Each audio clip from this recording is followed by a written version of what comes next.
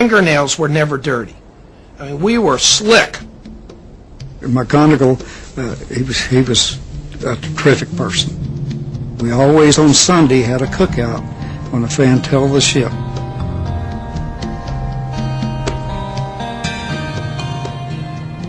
Being aboard the ship was really something. It was fun, like going from Abidjan, Ivory Coast, all the way down to Cape Town. You're drifting along at 3 knots and listening 10 miles off the coast. When the Liberty pulled into Abidjan, that was a social event of the year. I got back aboard at 2 o'clock in the morning the day we left. I was met at the gangway by Captain McGonigal, who informed me that we had orders to get underway immediately, and I was to get the rest of the troops, and we were getting underway. In a sudden change of mission, the ship was ordered to head for the Middle East.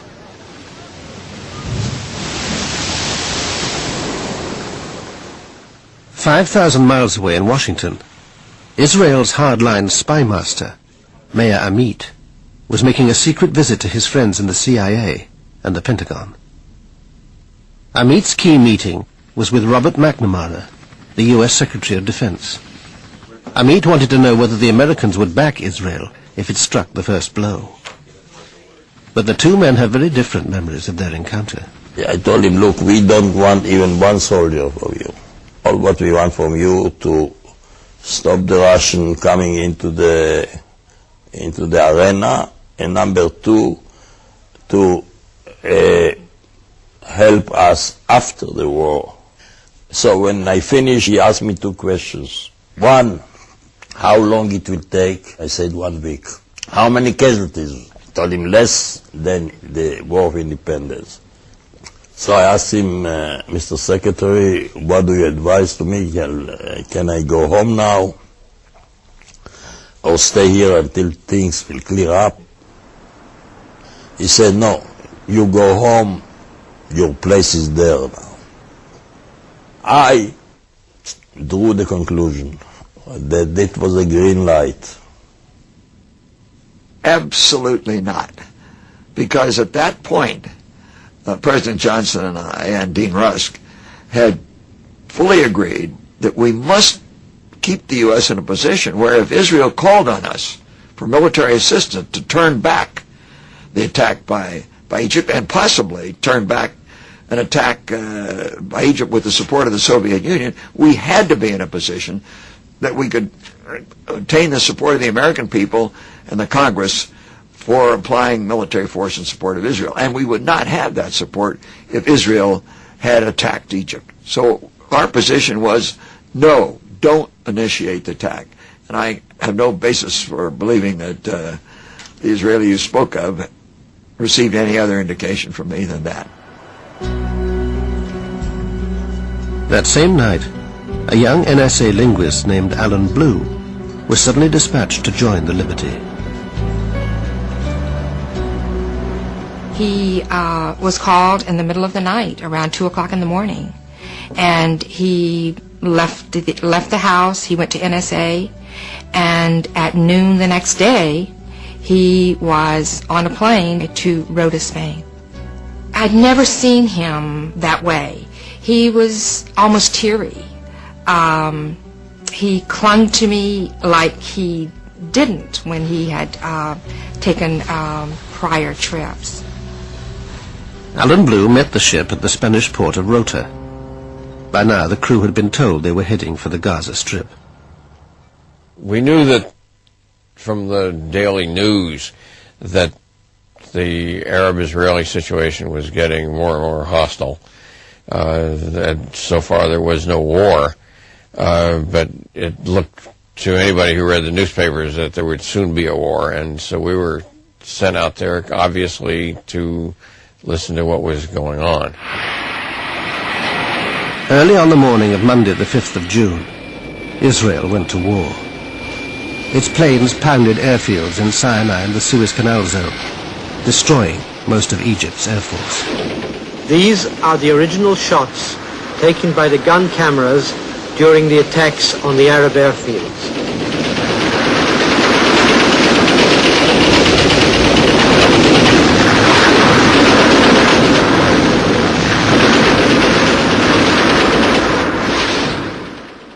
fact is that they didn't have a clue when we came on. They were completely caught by surprise. They were having breakfast, immediately after breakfast, some coffee, and boof, up we came on 9 airfields, 2 in the Sinai, 5 in Egypt, and 2 in Upper Egypt.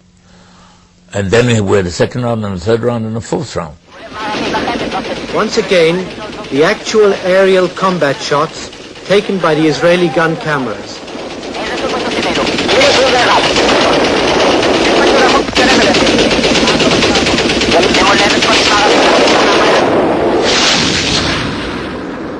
Meanwhile, the Soviet Union was boosting its military presence near the war zone.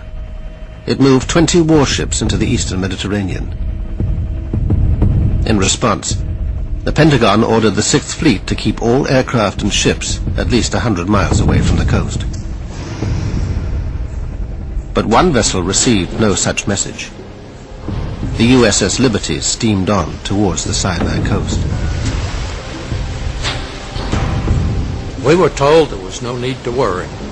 We had asked Commander 6th Fleet for an armed guard to go along with us, a destroyer.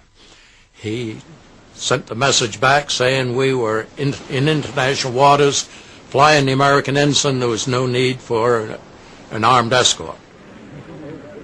The Liberty was approaching a scene of total Israeli victory. On the 3rd day of the war, they'd taken the West Bank.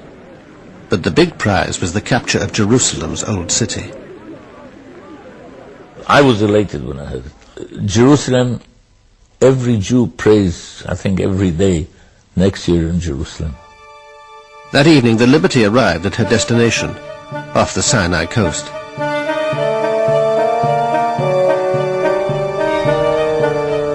Thursday, the 8th of June, dawned fine and clear. But the war was still raging, and Israeli planes flew out from the Sinai Peninsula to check on the Liberty. Reveille was at 6.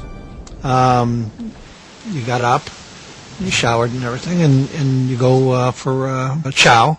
But before that, we had heard that, like at 5 in the morning, or around that time, that the planes were buzzing us. The Israeli aircraft seemed to be identifying the ship as belonging to their ally, America.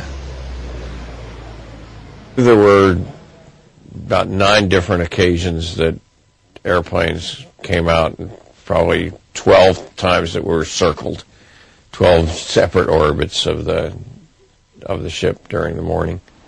Lloyd Painter relieved Ennis as officer of the deck. He too was reassured by the presence of the Israeli planes. I remember vividly looking out through the portholes, looking down on the 01 level, and seeing all the officers sunbathing. And at the same time, we were being overflown, and I remember feeling very good and very warm inside that we were safe. They knew who we were. We were not a stranger out there that day. Confident that the Israelis knew who they were, the Liberty men relaxed. A new flag was flying, visibility was perfect, and they'd received no orders to leave the area. That sense of security was about to be brutally shattered. At 2 o'clock in the afternoon, the officers on the bridge spotted 3 Delta-wing Mirage jets. I saw them come at us. In fact, I was looking through the porthole when the jets came down and leveled off on us at attack attitude. To my surprise, there were red flashes under the wings, and missiles, rockets started hitting the ship. But the portholes were blown out instantly. Mine in my chest, the fellow next to me got it in his face, and we all went down on the deck with the force of the concussion from the glass. The next thing I heard down in my space was a panicky announcement on the loudspeaker 1MC. General quarters, this is no drill. General quarters, ship is under attack. And you hear ping, ping, ping, ping. The decks above were being shredded. Attempts to send an SOS message failed. The Liberty's frequencies were being jammed. You'd have to know what frequencies we were going to come up